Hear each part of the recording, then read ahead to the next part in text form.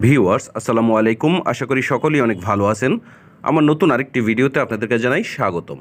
তো ভিউয়ার্স, আপনারা সকলেই অবগত আছেন, গত 18 এবং 19 জুলাই বনানীতে দুষ্কৃতিকারীরা বিআরটি এর প্রধান কার্যালয়ে অগ্নিসংযোগ, ভাঙচুর এবং লুটপাট চালায়।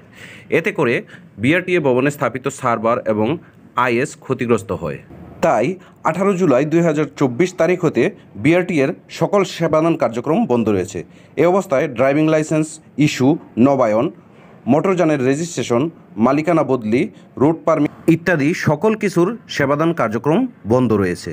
তো এ সংক্রান্তে একটি প্রজ্ঞাপন জারি করেছে বিআরটি থেকে। সেটাতে কিন্তু আপনাদের জন্য সুখবর হলো যে এটার মেয়াদ কিন্তু 16ই সেপ্টেম্বর পর্যন্ত বাড়ানো হয়েছে।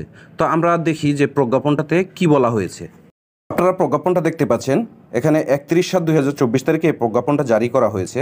তো এখানে কি লিখছে আপনারা দেখেন, গত 18 ও 19 জুলাই 2024 তারিখ দুষ্কৃতিকারী কর্তৃক বাংলাদেশ সড়ক পরিবহন কর্তৃপক্ষ বিআরটি এর বনানীস্থ প্রধান কার্যালয় অগ্নিসংযোগ, ভাঙচুর এবং লুটতরাজ করা হয়। ফলে বিআরটি এর ভবনের স্থাপিত সার্ভার এবং আইএস ক্ষতিগ্রস্ত হয়। এ কারণে বিআরটি কর্তৃক মোটরযান সংক্রান্ত সেবা যথা fitness, tax token, route permit, driving licence নবায়ন ও হালনাগাদ, অগ্রিম আয়কর আদায় এবং গাড়ির নিবন্ধন করা সম্ভব হচ্ছে না।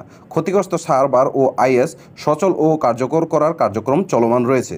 2 নম্বরে লিখছে, বর্ণিত প্রেক্ষাপটে সড়ক পরিবহন আইন 2018 এর দ্বারা 124(1) খ অনুযায়ী 16 জুলাই 2024 তারিখ হইতে যে সকল গ্রাহকের মোটরযানের ফিটনেস, ট্যাক্স টোকেন, অগ্রিম আয়কর, রুট পারমিট এবং ড্রাইভিং লাইসেন্সের নবায়ন সংক্রান্ত কাগজের মেয়াদ 19 জুলাই 2024 তারিখ অতিক্রান্ত হয়েছে অথবা 15ই সেপ্টেম্বর 2024 তারিখে অতিক্রান্ত হবে, সে সকল গ্রাহকের মোটরযানের উল্লেখিত সেবা সংশ্লিষ্ট কাগজপত্রের বৈধতার মেয়াদ আগামী 16ই সেপ্টেম্বর 2024 তারিখ পর্যন্ত বর্ধিত করা হলো।